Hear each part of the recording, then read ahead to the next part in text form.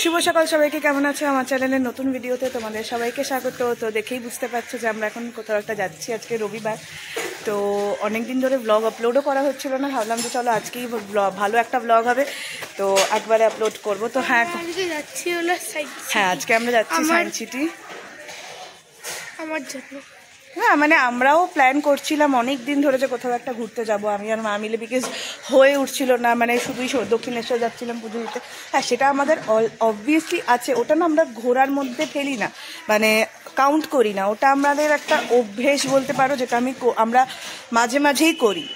ওরাও জানে মাঝে মাঝেই দক্ষিণেশ্বর যাই, তো ওটা আমাদের ঠিক ঘোরার ক্যাটাগরিতে পড়ে না। তো যাই হোক,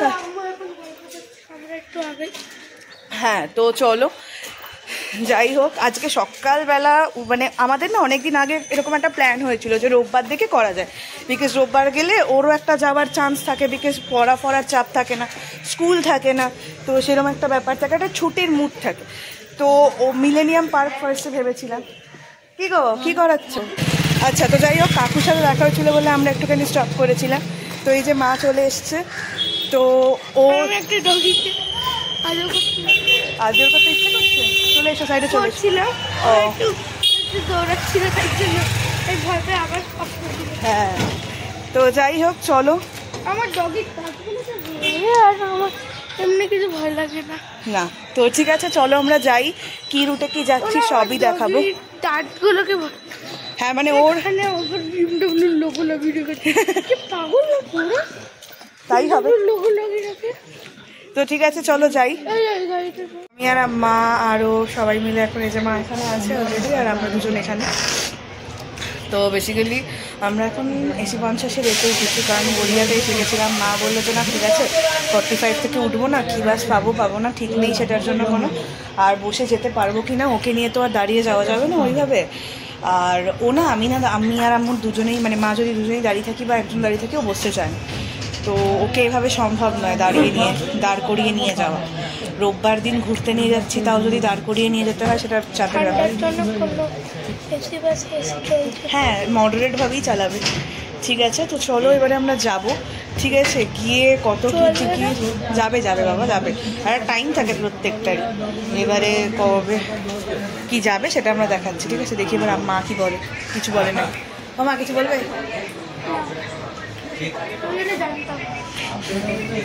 তো গিয়ে আমরা সব দেখাবো, তাই তো? হ্যাঁ ঠিক আছে, চলো আমরা এবার যাবো। হ্যাঁ, আবার উঠছে। মানে আমরা এখন নেমে গেছি বাস থেকে। তো আমি এখন এভাবে হাঁটছি, তার কারণ হচ্ছে আমি হিল পরেছি। জানি না কেন এই হিলটা পরে আমি একদম হাঁটতে পারছি না। মানে এর আগেও আমি এ ধরনের হিল পরতাম, বাট হাঁটতে পারতাম। যাই হোক ছাড়ো, সেটাই রিজন আমি এইভাবে হাঁটছি এরকম করে। জানি না বাবা। তো চলো আমরা এখন যাব সায়েন্স সিটি। বেশি বড় না করে আগে পৌঁছোই, তারপরে ভিডিও করব। জানি না ভিডিও করতে দেবে কিনা, তো তার জন্য চলো। তো ঢুকে গেছি এখন, দেখতেই পাচ্ছ ও তো পাগল হয়ে গেছে ঢুকে। ঠিক আছে, তো চলো এখন যাওয়া যাক। তো সব যাব, মানে অনেকটাই কভার করার চেষ্টা করব, বিকজ তোমরা সবাই হয়তো জানো যে এই জায়গাটা অনেকটা বড় জায়গা। সো ঠিক আছে, আগে ঢুকি, দেখিনি কি কভার করা যায় কি কভার করা যায় না। তো মোটামুটি ও যেহেতু এসছে, তো বলেই আসা হয়েছে যে মোটামুটি সময় লাগবে। তো চলো দেখি, আগে আমরা একটুখানি টিকিট কেটে নিই, দেন ভিডিও করবো আবার। এখন দেখো টিকিট কাউন্টারে দাঁড়িয়েছি, আমি এদিকে দাঁড়িয়েছি, আমি আর ও, আর মা ওদিকে দাঁড়িয়েছে। আমি জানি না দেখতে পাচ্ছ কিনা ওখানে, এই যে মা দাঁড়িয়ে রয়েছে। হ্যাঁ, এবার দেখা যাক কোনটা কি আগে আসে, সেই অনুযায়ী আমরা করতে পারবো। না যেরকম আগে আসবে, মানে যেতে গিয়ে সেরকম আমরা অ্যাভেল করবো সার্ভিস।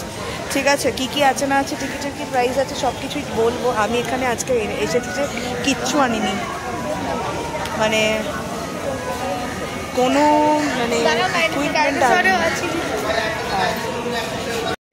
লেখা রয়েছে ticket price only 70 per head, ঠিক আছে। আর এখানে 1 মিনিট দাঁড়া হোল্ড কর। আর এখানে তোমরা দেখতে পাবে ঢুকলে যে এই জায়গাটায় একটা বোর্ড রাখা রয়েছে, ঠিক আছে। এই বোর্ডটাতে সমস্ত কিছু লেখা রয়েছে যে কিসের কি প্রাইস আছে, কিসের কীরকম কি রয়েছে, ঠিক আছে। আমি একবার দেখিয়ে দিচ্ছি তোমাদেরকে। এই দেখো প্রিমিয়ার ফেসিলিটিস যেগুলো আছে, science park, reflections and all, ropeway services, এই যে এখানে দেখে নাও সমস্ত কি রয়েছে কি না রয়েছে সমস্ত লেখা রয়েছে, ঠিক আছে। এটা একটা সার্ভিস আছে। তো চলো, ওকে আমি ওখানে একা রেখে এসেছি, চলো ওখানে যাই। এসে গেছি টিকিট কাউন্টারে। এখান থেকে চুজ করে নিয়েছে। এখানে দেখো অনেকগুলো কম্বো টম্বো রয়েছে, অনেক রকম, ঠিক আছে। আর এখানে দাদা টিকিট করছেন, দাদা খুবই হেল্পফুল ছিলেন। এখানে টিকিট কাউন্টার 2, তো এখানে দাদা খুবই হেল্পফুল ছিলেন। 4টে না 3টেই করবে, এক্সট্রা টিকিট থোড়ি দেবে। হ্যাঁ আচ্ছা, হ্যাঁ হ্যাঁ আচ্ছা আচ্ছা ঠিক আছে। স্পেস থিয়েটারে দেখে নাও 12টা শো আছে আমাদের। তো চলো যাই এখন। এইদিকে কাউকে জিজ্ঞাসা করি। তো এখন দেখো কতটা তাড়াহুড়োর সাথে ও যাচ্ছে। আর তো আমরাও যাবো এবারে। চলো, এখানে অলরেডি টিকিট আছে, 12টায় শো আছে। এখানে গিয়ে আমরা ওইদিকে যাব হচ্ছে তোমার টাইম মেশিন দেখতে। দেন আমি ওকে রোপওয়ে ট্রিট দেবো। চলো চলো। দলের মনোযোগ আকর্ষণ করেছিল। তারা আশা করেননি গভীর মহাকাশের চরম ঠান্ডায় নেপচুনের আবহাওয়াকে উত্তাল রাখার কোনো জ্বালানি থাকতে পারে।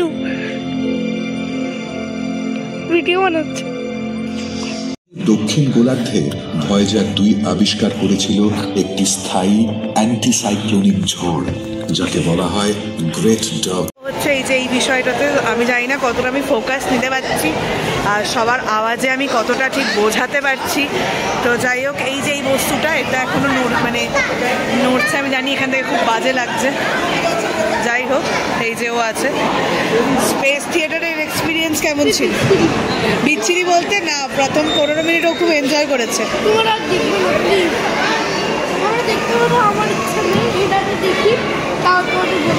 ঠিক আছে, হ্যাঁ।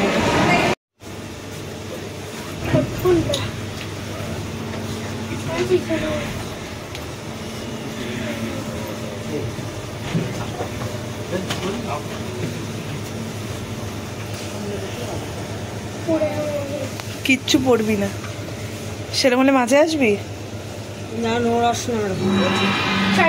Wall of China.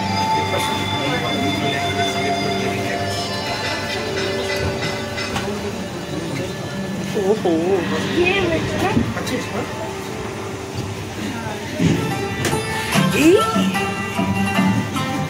चलो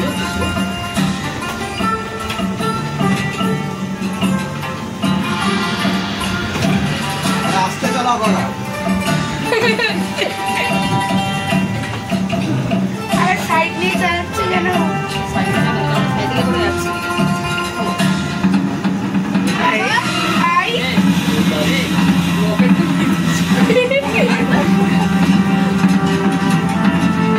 Wall of China.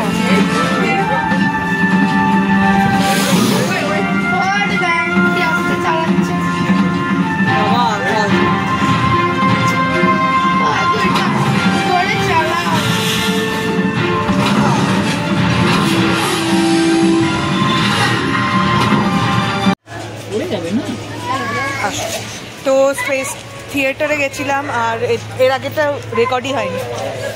আচ্ছা, স্পেস থিয়েটারে গেছিলাম, মেরিটাইম সেন্টারে স্পেস থিয়েটার, আর একটা কী ছিল নাম ওটা ভুলে গেছি। যাই হোক, ওই দুটোতে গেলাম। ওই সামনে সামনে সামনে গেছিলাম। তো দুটো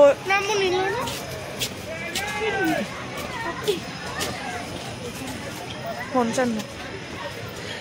তো যাই হোক, এই যে মেরিটাইম সেন্টারে আমরা গেছিলাম। তো দুটোর মধ্যে একটা ওর একটু বোরিং লেগেছে 10 মিনিটের পরে, যেটা আমাদেরও বোরিং লাগছিল না মা? লাস্টের দিকে সত্যি আমাদের 3 জনেরই বোর লাগছিল, মনে হচ্ছিল দূর কখন শেষ হবে। আস্তে আস্তে ঠিক আছে, তো আমি এখন দুজনের থেকে একটু একটু করে খাবো, তো কারণ আমি নিজের জন্য আলাদা করে কিছু নিইনি আমি। তো চলো খাওয়া দাওয়া হোক। মাঝের এই পুরো এরিয়াটা এখন আমরা মানে মাঝের এই এরিয়াটাতে পুরোটা ঘুরছিলাম, ঠিক আছে। তো এখানে এখন যাচ্ছি আমরা হচ্ছে এই যে ডাইনোসরের রাইডে, ওখানে আছে গাড়ি। তো আমরা মাঝখানে একটু খেয়েওছি, তোমরা দেখেছো। তো এবারে আমরা যাব হচ্ছে তোমার ইভলিউশন পার্ক, রাইট, ইভলিউশন পার্কে যাব। তো একটুখানি ছবি টবি তুলবো, ঠিক আছে চলো যাই আগে। হ্যাঁ, দেখিয়েছিলাম ওইদিকে ডাইনোসরের রাইডটা ভেবে, তো সেটা এখন এইদিকে মানে মুভ করে গেছে দেখো। তো সেই জন্য আমরা আবার ওদিক থেকে এদিকে যাচ্ছি। তো এবারে আমরা একটু গেলাম ওয়াশরুম, ওই দিকটা সুবিধা হয়েছে, একদিক থেকে ওয়াশরুমটাও করে নিয়েছি। তো চলো, আচ্ছা তোমাদেরকে যেটা বলে দিচ্ছি, আমাদের মোট মানে আমরা 3টে রাইড ওখান থেকে করেছি, দেখিয়ে দিচ্ছি। এই যে 3টে রাইড করেছি, জানি না বাকি শালিকগুলো আমাদের দেখে মনে হয় পালিয়ে যাচ্ছে। কাকে এই দেখো 210 টাকা এন্ট্রি টিকিট, টাইম মেশিন। হ্যাঁ বলো, টাইম মেশিন, হ্যাঁ টাইম মেশিন হচ্ছে 150 টাকা, ডার্ক রাইড 150 টাকা, স্পেস থিয়েটারটা 360 টাকা, ঠিক আছে। রোপওয়ে আমরা চড়বো, রোপওয়েটা এখনো কাটিনি, রোপওয়ে ভেতরে কাটার ছিল তাই জন্য। তো চলো যাই, কোথায় আছে দেখি। না না ফ্রি না, চড়বো চলো। স্পেসিয়াস মানে 1 মিলিয়ন ইয়ার্স আগো মানুষের মাথার কঙ্কাল কেমন ছিল।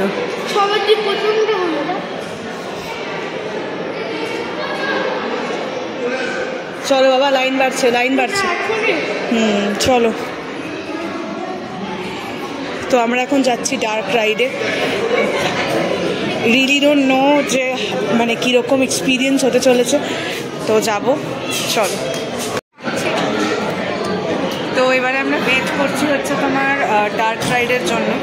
তো এখানে সামনে সবাই দাঁড়িয়ে রয়েছে, জানি না কখন আসবে, কারণ সামনে প্রচুর লাইট, তো কখন হবে দেখা যাক। ফাইনালি আফটার মানে কি বলবো অলমোস্ট মানে 15 মিনিটের গ্যাপ আমরা এখানে এসে দাঁড়িয়েছি, যেখানে এই যে আমরা আর পরেই যাব। তো যাই হোক, এরকম একটা এন্ট্রি আছে, জানি না ভেতরে আর ব্লগ করতে পারবো কিনা, অবস্থায় থাকবো কিনা। তো চলো দেখা যাক কী কী আছে না। আলটিমেটলি আমরা কতক্ষণ দাঁড়ালাম, আমরা প্রায় 20 মিনিট দাঁড়িয়েছিলাম, প্রায় 20 মিনিট দাঁড়িয়েছি। কিন্তু ভাবো এখানে অনেকটা ভিড় হয়। 50 টাকা টিকিট ছিল, এটা তোমাদেরকে অলরেডি আমি দেখিয়েই দিয়েছি। তো হ্যাঁ, তো যাই হোক, এখন দেখে নাও তোমরা অলরেডি যে কী লেভেলের ভিড় চলছে। 4600 to 330 মিলিয়ন ইয়ার্স আগো এতটা জায়গা দেখা। তো বাইরে থেকে যে লাইনটা আসছে সেটা থেকে কিন্তু কিছুটা ক্রাউড করে এসে এবার ওয়েটিং এরিয়াতে ওরা বসাচ্ছে। এটা বেশ আমার ভালো লাগলো যে ওয়েটিংয়ে বসাচ্ছে, অর্গানাইজড করে মানে জিনিসটাকে করানোর চেষ্টা হচ্ছে। এবার ভেতরে কি হয় সেটা আমরা দেখিয়ে দেবো, ঠিক আছে। ওরা আসুক, পেছন থেকে আসুক একটা গাড়ি, ঠিক আছে। তো আই রিলি ডোন্ট নো যে কীভাবে কী হবে না হবে, ঠিক আছে।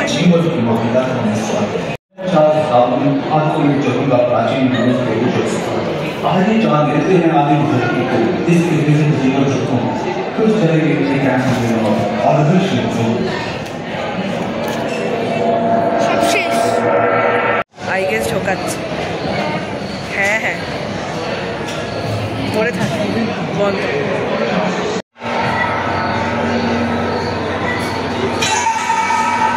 আরে কিছু হবে না, চল, কেউ তোকে খেতে আসবে না।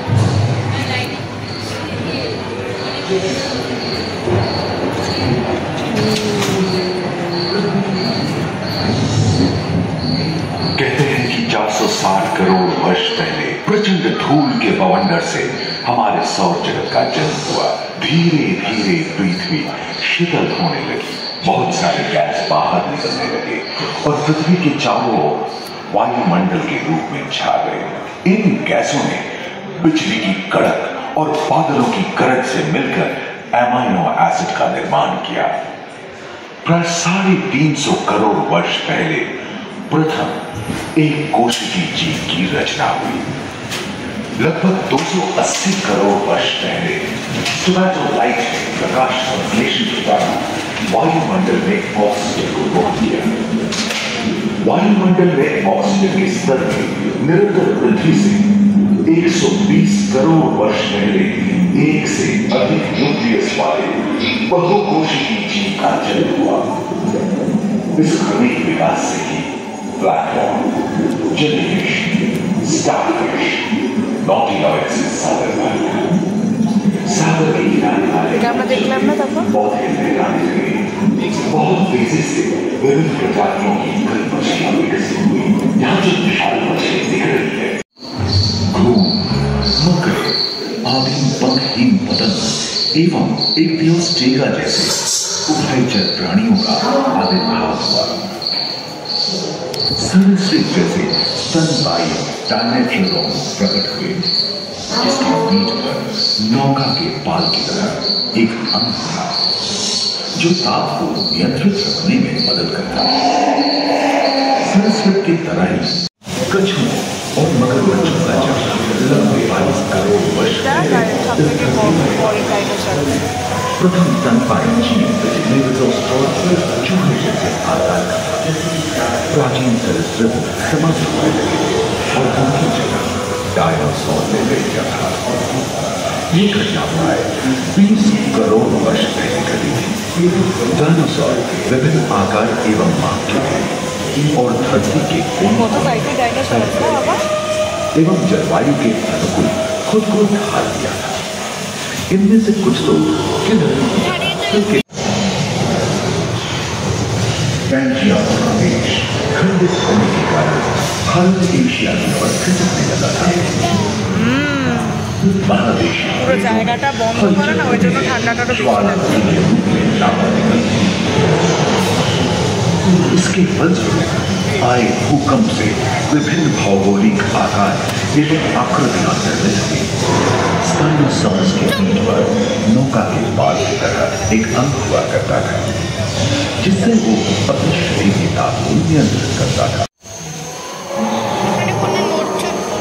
ওই সব নড়ছে, একটা দুটো ছাড়া সব নড়ে।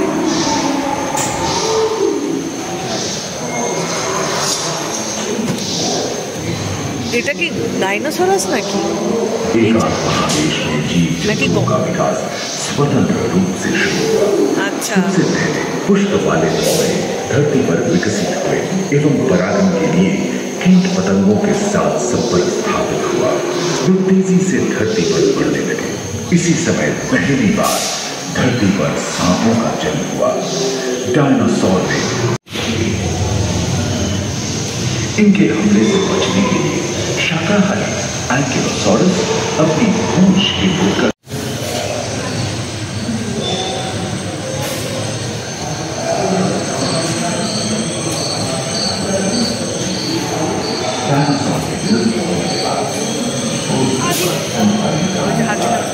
এটা বন্য হাতি, এটা বন্য হাতি না মা? হ্যাঁ,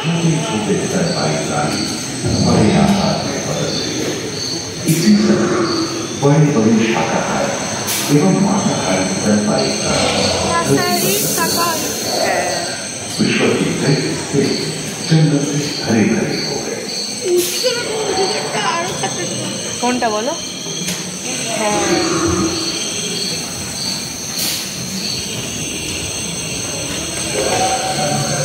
শিয়াল, বন্য শিয়াল।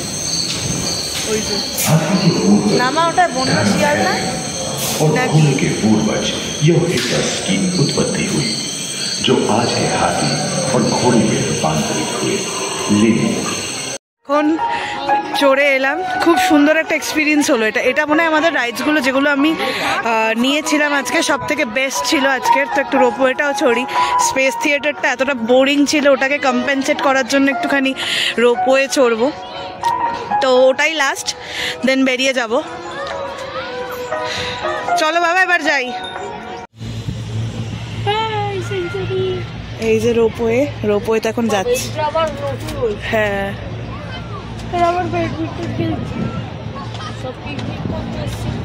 এটা ভালো একটা পিকনিকের জায়গা কিন্তু। তো আমরা এখন বেরিয়ে গেছি, তো এখানে চিপসের প্যাকেট নিয়ে এখন আমাদের যাচ্ছি। তো ফেরার সময়টা যেহেতু ফেরার সময়টাতে কী বলে বাসেরও একটা ভিড়ের ব্যাপার থাকে, আর ফেরার সময়টাতে তো সেই ব্যাপারটা হবে না যে আমরা স্ট্যান্ড থেকেই পাবো, আর এখান থেকে একটা ভিড়েরও ব্যাপার থাকে। সেটার জন্যই আমরা এখন যাচ্ছি ট্যাক্সি করে। আমরা সায়েন্স থেকে বেরিয়েই ট্যাক্সি পেয়ে গেছি, যাব। আচ্ছা রোপওয়ের টিকিটটা তোমাদের দেখানো হয়নি। রোপওয়ের টিকিটটা 75 টাকা করে। হ্যাঁ আমি প্রচণ্ড ভয় পাচ্ছিলাম। হ্যাঁ তো 75 করে নিয়েছিল, তো এটাই আর কি। তো মোটামুটি আমার তো বেশ ভালোই মজা হয়েছে, অনেক দিন পরে খাওয়া বদল হয়েছে। ও বলবে কেমন লেগেছে? আমার তো ভুলে গেছে। আর ওই লাস্টের ওই দুটো রাইড, একটাই রাইড ফানি ছিল না, একটাই রাইড বিচ্ছিল ছিল। কোনটা বলো? ফার্স্টটা স্পেস যেটা সেকেন্ডটাতে মনে গিয়েছিল, ওই কাকু পড়ে গেছিল। আর থার্ডটা তো সব থেকে বেস্ট। থার্ড আর ফোর্থ, আর থার্ডটাই সবার থেকে সবার দিয়ে বেস্ট বেস্ট। ছিল। তো ঠিক আছে চলো এবার বাড়ি যাওয়া যাক। আমরা এখন খেতে যাবো, তারপরে বাড়ি যাবো। রেস্টুরেন্টে তোমাদের দেখাচ্ছে ওটা। Bye bye. আপাতত বাই বাই। গেছি মানে নেমে গেছি, এবার আমরা যাবো রেস্টুরেন্টে। এই যে আমাদের স্যার আগে চলে গেছেন অলরেডি, তো চলুন আমরা যাই। তো এখন কোথায় বসবো সেটাই প্রশ্ন। তো দেখা যাবে। হ্যাঁ ঠিক আছে, নিয়ে গেছি এই যে পালকি থেকে। খুবই বাজে সার্ভিস, খাওয়া দাওয়ার টেস্ট তো খুবই ভালো, মানে মোটামুটি ভালো, বাট সার্ভিস খুবই বাজে মানে খুবই বাজে। প্রথমত দেখলে ওরা আমাদেরকে ভিডিও করতে দিল না, ঠিক আছে। তারপরে কী হতো, ওদের সার্ভিস এত বাজে, আমরা ওদেরকে মানে ওরা হ্যাঁ জিজ্ঞাসা করো চলো। তো ওদেরকে মানে খাবারের জলের গ্লাসটা পর্যন্ত ওদেরকে বলতে হচ্ছে, তারপরে ওরা দিচ্ছে। যাই হোক, এতটা খারাপ সার্ভিস এক্সপেক্ট করিনি এর আগে। হ্যাঁ হ্যাঁ তো বেকার, মানে এর আগে এসেছি তখন এতটা খারাপ সার্ভিস ছিল না। যাই হোক, তো কিছু করার নেই। তো চলো এবার আমরা বাড়ি যাই রিক্সা করে, একটু রেস্ট নিই, তারপরে আবার সন্ধ্যাবেলা দেখা হবে, ঠিক আছে। এসে গেছি বাড়ি, আরেকজন ঘরে গেছে, মানে ঘরে গেছে, সেটেল ডাউন করেছে। সেই সেটেল ডাউন করতেও মোটামুটিও 10 থেকে 15 মিনিট নিয়েছে। তো যাই হোক, ওকে সেটেল ডাউন করে মা এখন স্নান করবে। মা যেহেতু যায়নি স্নান করে, তো মা স্নান করবে।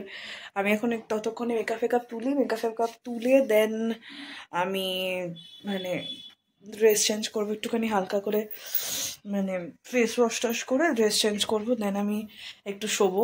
যাই হোক, মারও শরীরটা ভালো না কাল থেকে, বাট ঠিক আছে। আমরা আরও আজকে গেলাম কেন, বিকজ আমরা অনেক দিন ধরেই ভাবছিলাম যে কোথাও আমাদের সেবাটা মানে যাওয়া হয় না, অনেক দিন হয়ে গেছে যাওয়া হয় না। যেটা তোমাদেরকে আমি ভিডিও শুরুতেও হয়তো বলছিলাম যে আমাদের একেবারেই কোথাও গিয়ে ওঠা হয় না। তো সেই জন্যেই আজকে আরও যাওয়া।